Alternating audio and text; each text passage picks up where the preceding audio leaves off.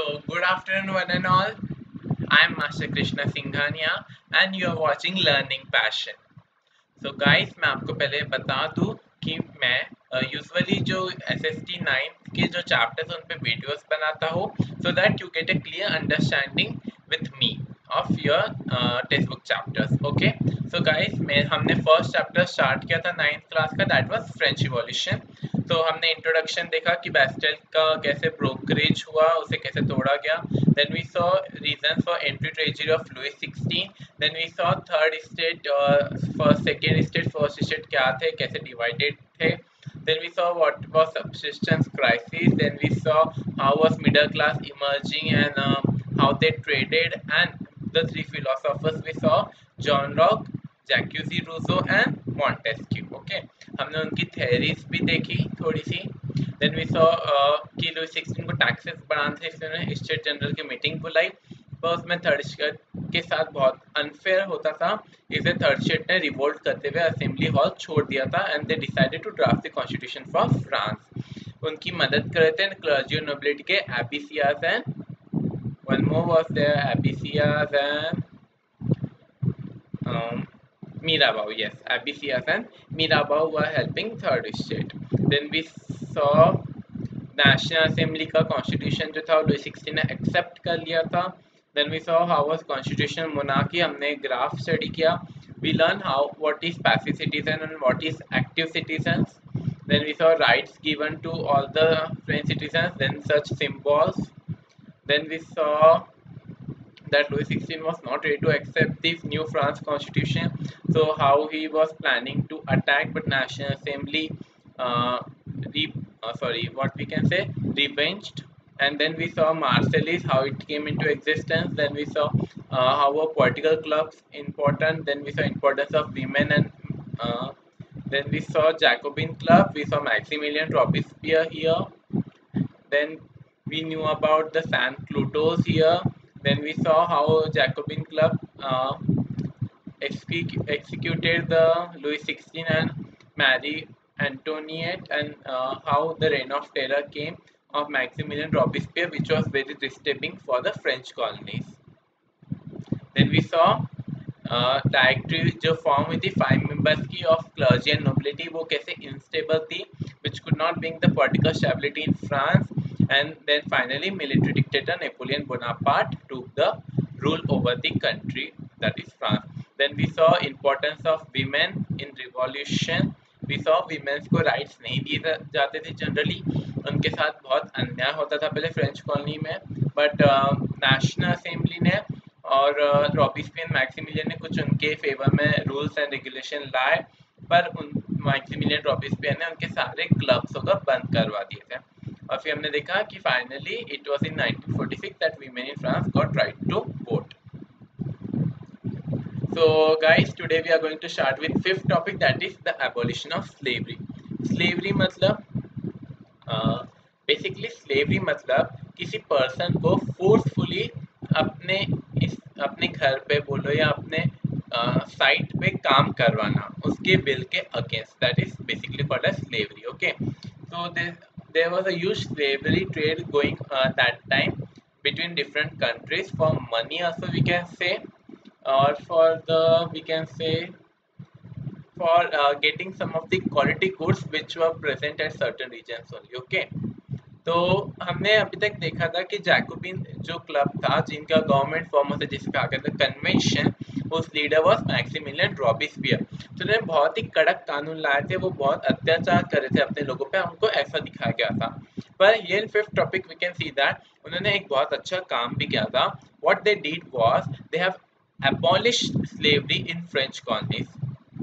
Yeah, they exactly did that because they thought that slavery was taking the right of a common person there present.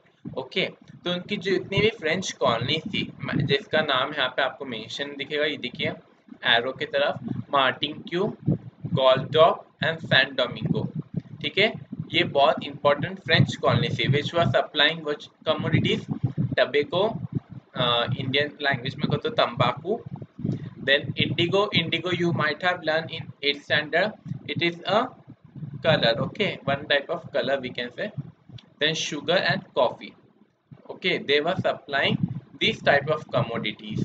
These colonies were famous for supplying these commodities to France. पर ऐसा तो possible नहीं है ना कि जहाँ पे labour नहीं है वहाँ पे जो फोर्सफुली हम लेबर को भेजे और वहाँ पे काम कैसा दे जाता था, बिकॉज जो लोग जहाँ पे रहते थे उधर ही वर्क करना ज़्यादा प्रीफर करते थे। वो तो है ना कि अगर वहाँ पे डिमांड है तो चलो भाई उधर आके काम करें। In very rarely cases this was happening. तो ऐसा क्या होता, वहाँ पे जो प्लांटेशन थे ना वहाँ पे लेबर की शॉर्टेज हुई थी, जिससे ये गुड्स इतनी क्वांटिटी में प्रोड्यूस नहीं हो पा रहे थे। And this was the goods of daily life, क्योंकि इनका ट्रेड था वो बहुत ज़्यादा होता था at very high level and at very professional level so we can say. So अब इनका अगर प्रोडक्शन कम होगा तो इनसे रिलेटेड जितने भी अमीर लोग हैं, बिकॉज ये चीज़ों का production usually rich class of family ही करते थे, क्योंकि इंडिको या फिर हम कहो कॉफ़ी इनको उगाने के लिए या फिर इनका प्लांटेशन करने के लिए बहुत पैसा लगता था।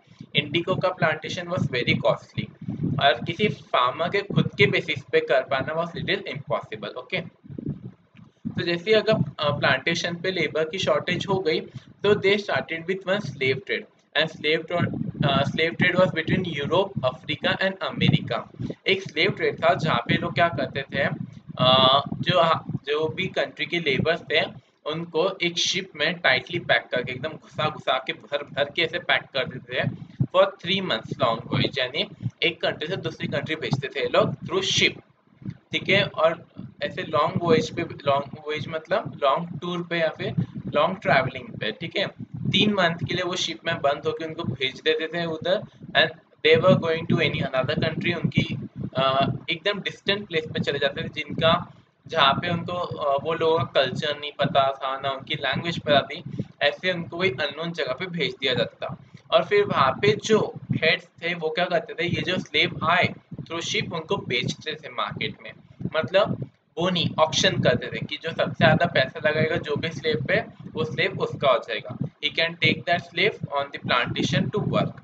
ऐसा ये लोग करते थे। ओके, तो जो बॉर्डेक्स और एक नैंथेस थे फ्रांस में, ये दो इम्पोर्टेंट पोर्ट्स थे जहाँ पे स्लेव ट्रेड होता था, मतलब यहाँ से ये पोर्ट्स थे जहाँ से स्लेव्स को पैक करके शिप के थ्रू भेजा जाता था, which were that Bordeaux and Nantes. Okay, और इसी कारण क्या हुआ, जो ये बॉर्डेक्स और नैंथेस जो पोर्ट थे वो बहुत ज़्यादा डेवलप हो गए, क्योंकि मतलब क्या हुआ, बहुत ही हेवी क्वांटिटी में यहाँ से स्लेव ट्रेड होता था। और जब ये स्लेव ट्रेड होता था तो बाकी जो पोर्ट्स थे वो थोड़े से कम डेवलप होते थे, एंड विच ऐसा होता है जो चीज़ रेगुलर यूज हो रही है वो अपडेट होती रहती है। तो वैसा ही था, बॉर्डिक्स एंड नैंथेस डेली यूज में थे ना, रोज स्लेव ट्रेड करते थे ये लोग, रोज कोई ना कोई शिप में पैक करके लोग को भेज देते, जिससे क्या होता था, दे वर डेवलपिंग कंटिन्यूइंग।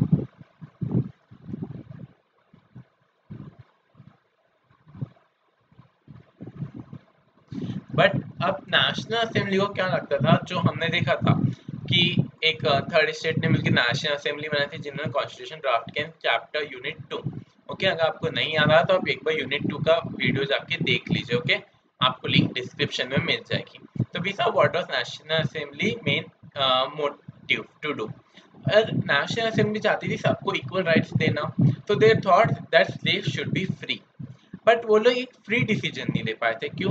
क्योंकि नेशनल असेंबली में कुछ थर्ड स्टेट के अमीर एकदम रिच क्लास वाले लोग भी थे, तो वो सोच रहे थे अगर हमने स्लेव्स को फ्री कर दिया तो जो बिजनेसमैन हैं those are related with this slave trade में गो अगेंस्ट अस, हमें अब तक जो सपोर्ट कर रहे थे वो हमारे खिलाफ हो सकते हैं। उससे क्या होगा, जो भी हम कोशिशें कर रहे हैं फॉर डेवलपमेंट ऑफ फ्रांस वो होगा क्या, पॉसिबल नहीं। तो इसलिए उन्होंने स्लेव को फ्री करने के ऊपर कोई पॉलिसी नहीं लाई। But when convention came into existence they made all the slave free and the French colonies were free from slave trade. But ये जो उनका नया चेंज लाया था जैकोबिन क्लब में मिस कन्वेंशन ने, वो ज़्यादा देर तक चला नहीं, because when Napoleon Bonaparte military dictator who took over the rule of the government, उन्होंने वापस जो था स्लेव ट्रेड री इंट्रोड्यूस कर दिया था फ्रांस में। Okay, and what they do, plantation understood the freedom as including the right. उन्होंने एक तरीके से समझ लिया था कि हमारा अधिकार है, हमारा राइट है कि जो अफ्रीकन निर्गोस है means black people we have right to slave trade with them, means हम उन्हें as a slave बना के हम उनका trade कर सकते हैं. That was their saying. And at last, that slavery was finally abolished in French colonies in 1848. तब तक फ्रेंच कॉलोनी में जब तक मिलिट्री डिक्टेटर नेपोलियन बोनापार्ट थे, तब तक वहाँ पे फ्रेंच सोसाइटी में स्लेव ट्रेड चलते रहा. It was on a high demand. So I think आपको आज का स्लेव ट्रेड के बारे में सब कुछ समझा होगा. आपको अगर कोई वर्ड का मीनिंग या फिर कोई भी पॉइंट ना समझा हो तो प्लीज़ कमेंट बॉक्स में टाइप कीजिए, मैं ज़रूर रिप्लाई करूँगा. And I will try to explain you in brief in next video और अपकमिंग वीडियो कि आपका जो पॉइंट है मुझे डिटेल में समझाओ. And if you like my video, so please subscribe my channel, hit the like button and bell icon. And मैंने जैसे प्रॉमिस किया था, मैं notes, PPT presentation, timeline, text book and previous videos की लिंक नीचे description box में available करता हूँ. तो अगर आप चाहो तो उसमें से सब इंफॉर्मेशन ले सकते हो. And if you have any other query या फिर आप मुझे कुछ सजेस्ट करना चाहते हो तो please comment. I will definitely try to look after it and make certain changes in my videos. So thank you guys, and I think आप सब आपके घर पे सेफ हो, सुरक्षित हो, आपके फैमिली के साथ एक अच्छा टाइम स्पेंड कर रहे हो. मैं कुछ आपके साथ टिप्स शेयर करूँगा जल्दी कि आप आपके फैमिली के साथ और कैसे इंटरेस्टिंग काम कर सकते हैं. But let us first complete little chapters and then we will do that also. Okay friends, so thank you for watching my videos and signing out, Krishna Singhania.